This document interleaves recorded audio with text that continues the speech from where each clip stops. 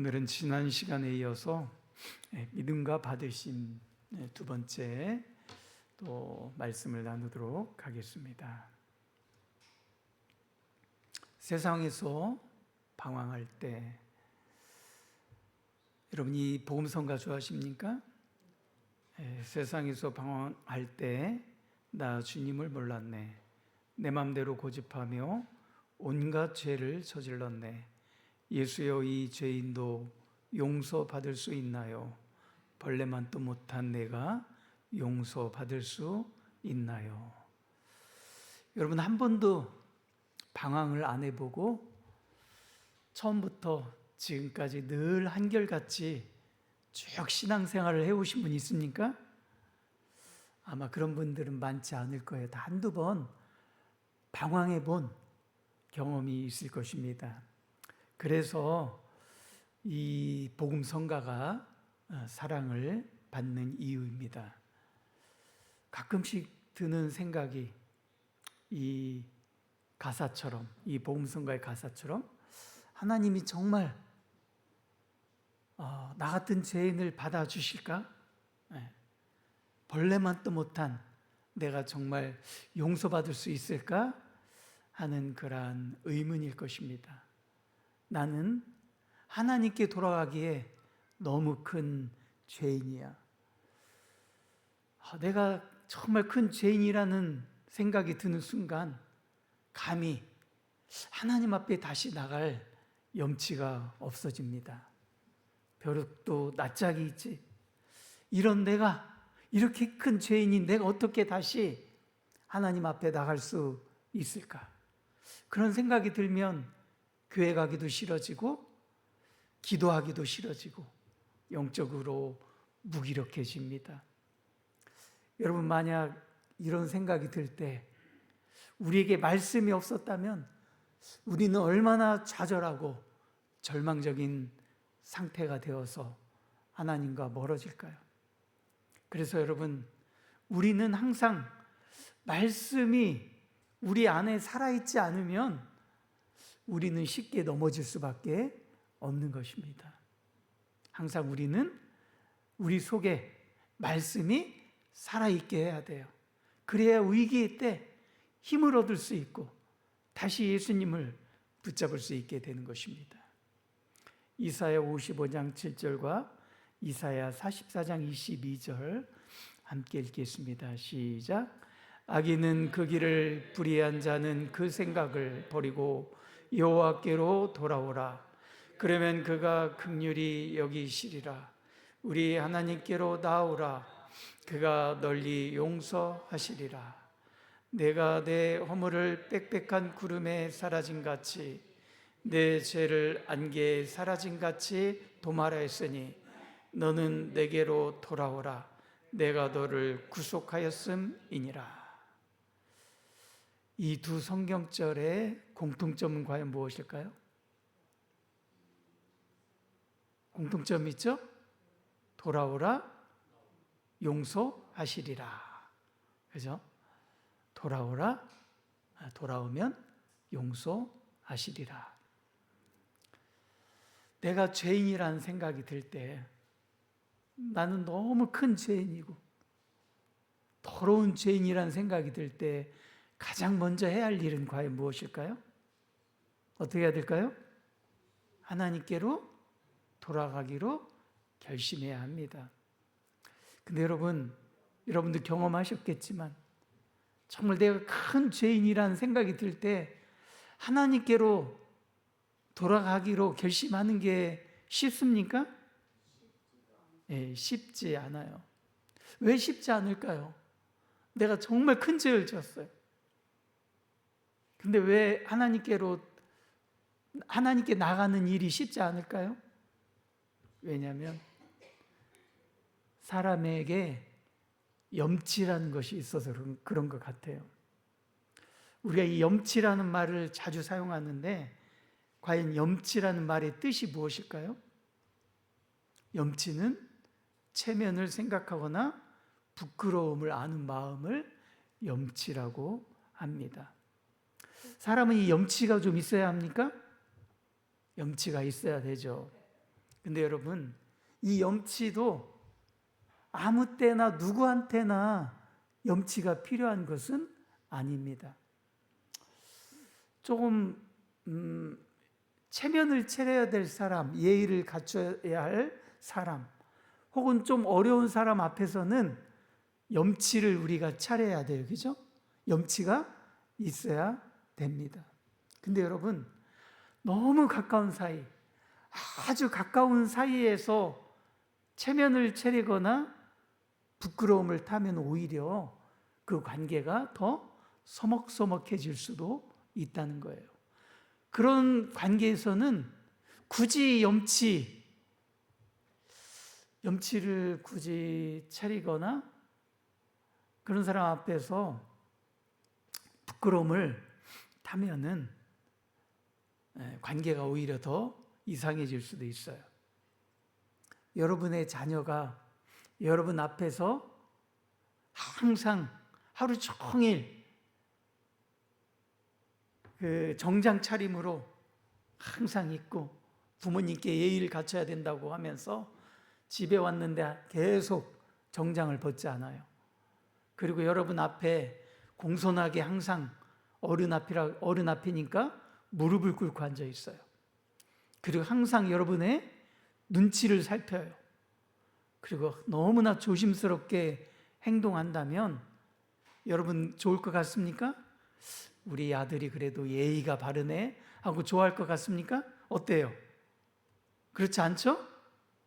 네. 너무 가까운 부자지간에 너무 그렇게 체면을 차리고 눈치를 보고 예의 격식을 차리면 오히려 관계가 어때요? 불편할 수 있어요. 어떤 여자는 남편에게 화장을 안 한 얼굴을 한 번도 보이지 않은 사람도 있대요. 살면서 수십 년 동안 나는 생얼굴로 남편을 맞이한 적이 한 번도 없다, 이렇게 말하는 사람이 있어요. 여러분, 그렇게 살기 위해서 이 부인은, 아내는 얼마나 항상 긴장하며 살아야 했을까요? 항상 남편보다 늦게 자야 돼요. 그리고 항상 남편보다 일찍 일어나야 돼요. 일찍 일어나서 남편이 일어나기 전에 화장을 해야 돼요. 얼마나 불편해요. 얼마나 긴장돼요.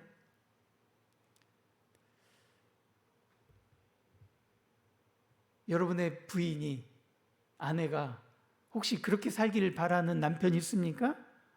없겠죠. 가까운 사이에 너무 이렇게 지나치게 체면을 차리면 오히려 관계가 서먹서먹해질 수 있는 것입니다. 하나님과 우리의 관계도 마찬가지예요. 우리가 너무 하나님 앞에서 체면 차리고 염치 있게 우리가 하나님을 항상 하나님 앞에서 우리가 염치 있게 하려고 하면은 하나님도 그것을 바라지 않으실 것입니다. 하나님과 우리의 관계는 염치나 체면을 따지는 그런 관계가 아니라는 것입니다. 여러분, 하나님은 우리가 하나님을 떠난 순간부터 우리가 다시 돌아오기를 바라실까요? 기다리고 계실까요? 네. 우리가 염치 없어서 하나님께 나가지 못하는 것을 하나님은 바라지 않아요. 아무리 여러분들이 하나님께 염치가 없어도 하나님은 그런 것들을 다 버리고 하나님께 다시 나오기를 간절히 원하고 계십니다. 만약 여러분의 자녀가 누가복음 15장에 나오는 탕자 이야기 아시죠? 여러분의 자녀가 만약에 여기 나오는 그 탕자였다면 여러분의 재산을 다 가지고 가서 다 그냥 탕진하고 있었다면 그 아들이 다시는 돌아오지 않기를 바랄까요? 아니면 그랬을지라도 돈은 다 써버렸을지라도 몸이라도 건강하게 다시 집으로 돌아오기를 바랄까요? 여러분이 부모라면 그래도 아들이 염치 버리고 체면 버리고 다시 집으로 돌아오기를 바라시겠죠? 하나님도 그런 마음이십니다. 하나님도 우리가 언제라도 우리가 죄인이라는 사실을 깨닫게 되었을 때 우리의 있는 모습 그대로 하늘 아버지께 다시 돌아오기를 하나님은 바라고 계십니다. 그래서 여러분, 우리는 일단 하늘 아버지께로 돌아가야만 해요. 아무리 우리가 큰 죄를 지었어도 하늘 아버지께로 돌아가야 문제가 여러분 해결될 수 있다는 것입니다. 생애빛 6장 믿음과 받으심에는 이런 말씀이 있습니다. 함께 읽겠습니다. 시작. 예수님께서는 그대가 죄 많고 속절없고 궁핍한 현실 그대로 당신께 나오기를 좋아하신다. 그대는 어리석고 연약한 상태 그대로 나와서 죄를 슬퍼하는 마음으로 그분의 발 앞에 엎드릴 수 있다. 그분께서는 당신의 사랑의 팔로 그대를 두르시고 그대의 상처를 고쳐주시는 일을 영광으로 생각하신다.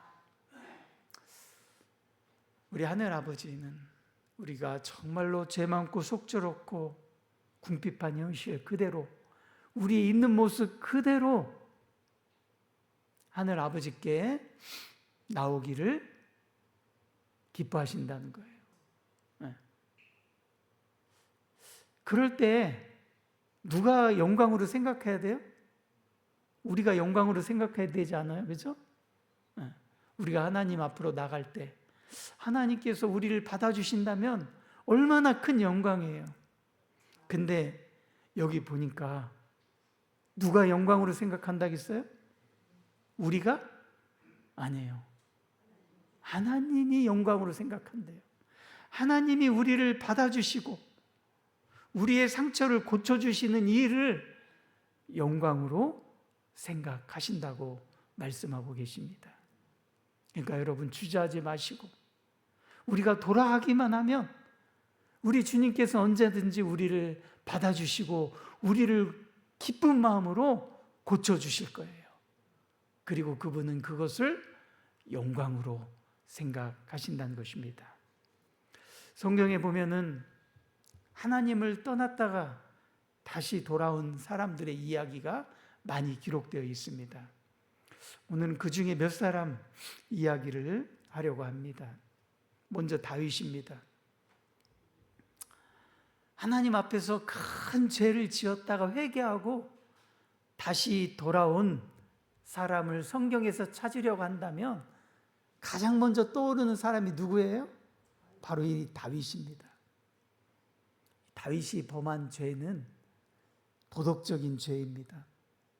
하나님의 자녀가 아니더라도 간음하고 살인했다면 하나님의 자녀가 아니더라도 이 사회에서는 누가 그렇게 해서도 다 비난받을 만한 큰 죄입니까? 그죠? 형벌받고 비난받을 만한 큰 죄라는 것입니다. 그러나 여러분, 다윗이 그 죄를 범할 당시 그는 어떤 위치에 있었죠? 왕이라는 위치에 있었어요. 근데 그 당시 왕은 오늘날 대통령하고는 달라요. 오늘날은 대통령도 죄를 지으면 법적인 그 형벌을 받습니까? 왕도 피해갈 수 없어요. 근데 이 당시는 아주 강력한 군주 국가였어요. 모든 권력이 왕에게 집중되어 있었어요. 그래서 왕은 어떤 죄를 지어도 이 당시에는 다 처벌을 받지 않을 수 있어요. 그렇기 때문에 다윗은 자신이 범한 죄를 큰 죄로 생각하지도 않았고 또 다른 사람도 마찬가지로 그것을 큰 죄로 여기지 않았다는 거예요. 근데 만약 다윗이 왕이 아니고 일반 사람이었으면 어떻게 돼요? 굉장히 그것은 큰 죄로 다 여기고 엄한 벌로 다스렸을 것입니다. 여러분, 똑같은 죄인데 누가 범하느냐에 따라서 그 죄가 드러나기도 하고 감춰질 수도 있다는 거예요. 살인죄, 간음죄를 범하고 다윗은 그의 위치 때문에 얼마든지 그 죄를 감출 수도 있고 또 그것 때문에 그것을 그냥 큰 죄로 여기지 않을 수도 있었다는 거예요.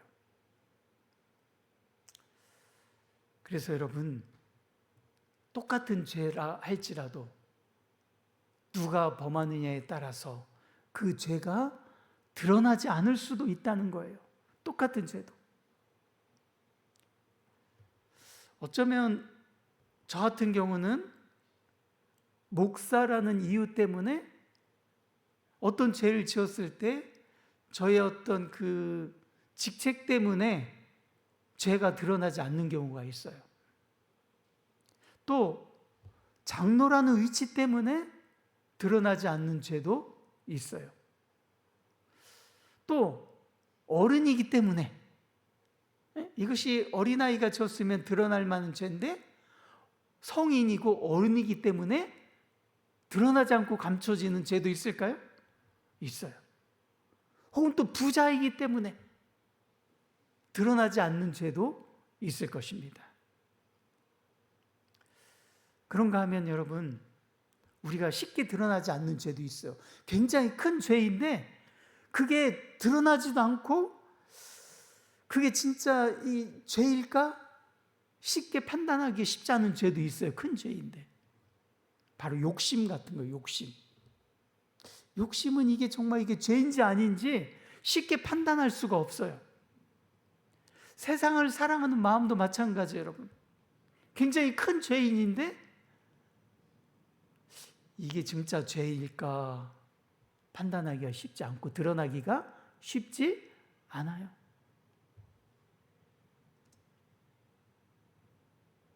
어떤 목사님이 설교 중에서 이런 말을 했어요. 그리스도인이나 세상 사람이나 원하는 게 다 똑같다. 여러분 어떻게 생각해요? 우리가 정말 세상 사람들하고 다를까요? 많이?